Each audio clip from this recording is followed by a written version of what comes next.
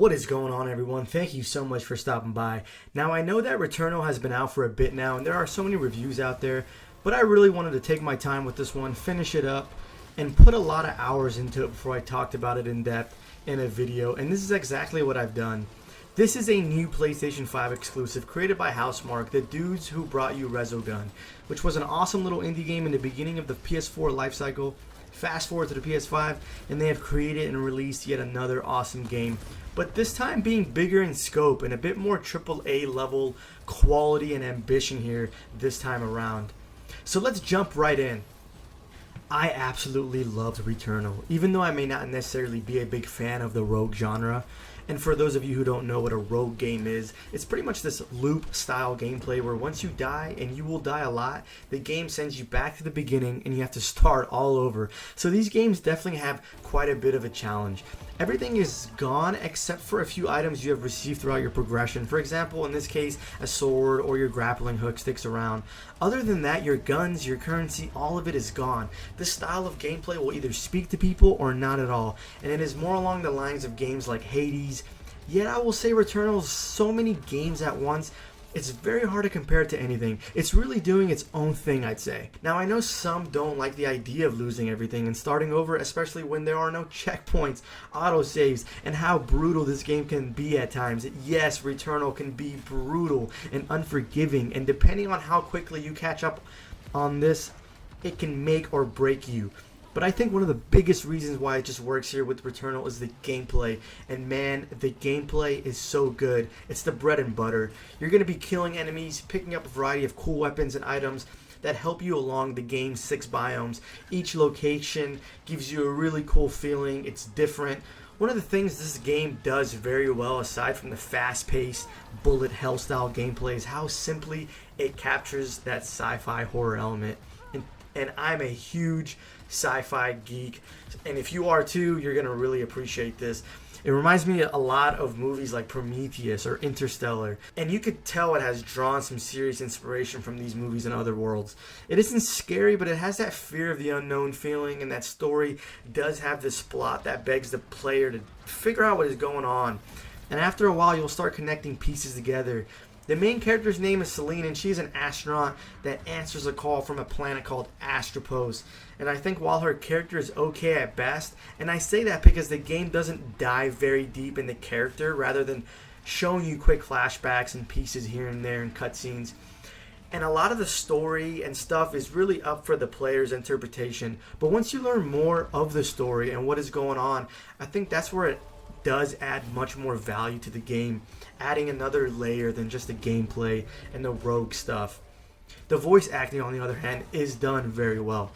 What I really like, and I think it is quite genius, is the story about returning to an eternal loop, hence the name Returnal, right?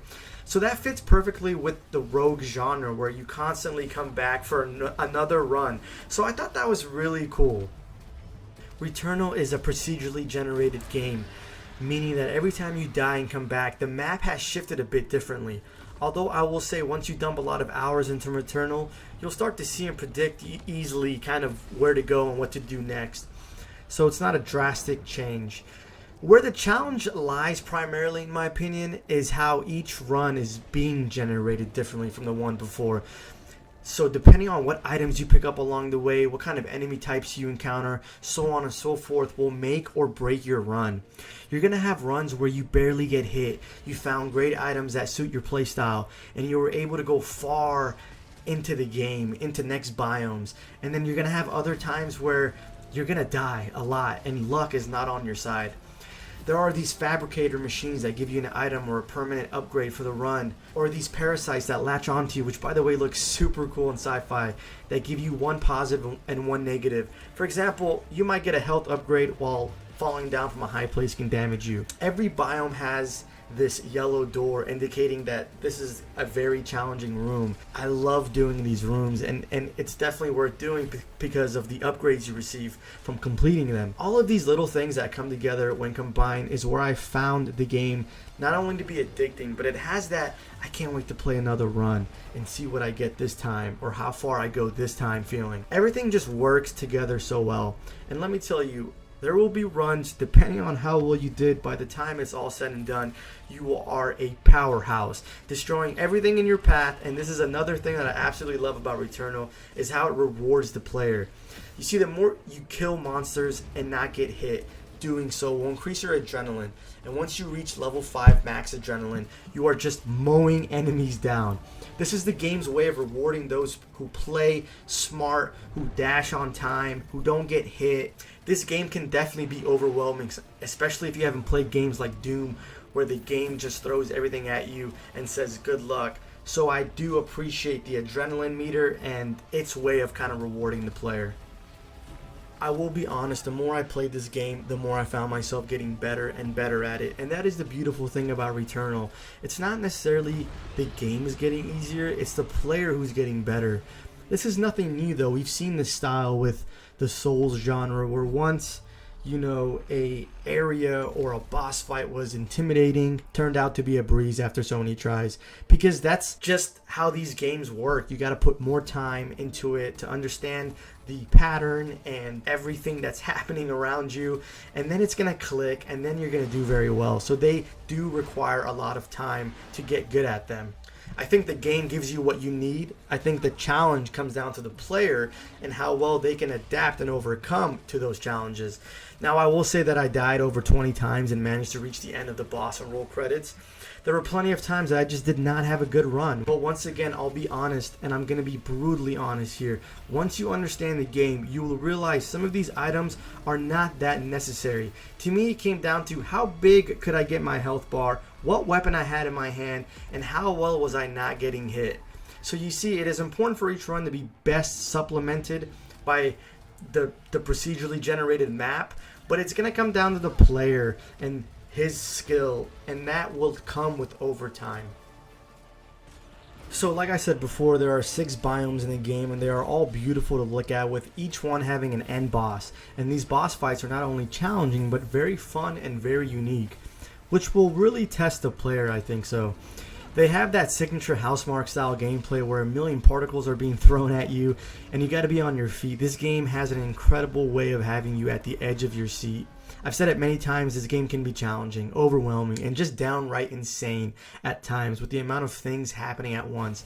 But I will say this, with all honesty once again, after putting some time in this game, it really is not that hard. At least not as hard as everybody else is making it out to be. Sure, the learning curve is high and you definitely need to be quick, but once you understand the mechanics and enemy patterns and biomes, this game's difficulty just drops by a whole lot. Another amazing thing about this game is how well it combines sound and feel. Now, since this is a PlayStation 5 game, it does utilize and take full advantage of the DualSense controller, which does a phenomenal job, and I can't praise this enough.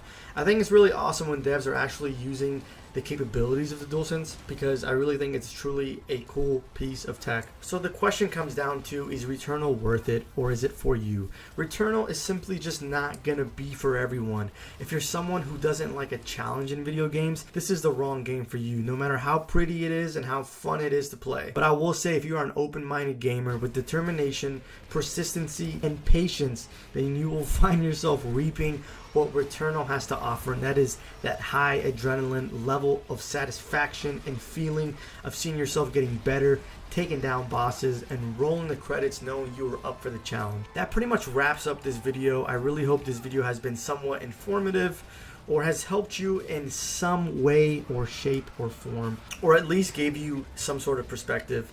If you like this video, maybe subscribe to the channel. I do plan on doing a little bit more of these reviews. Hit that like button, and I hope you guys have a great day.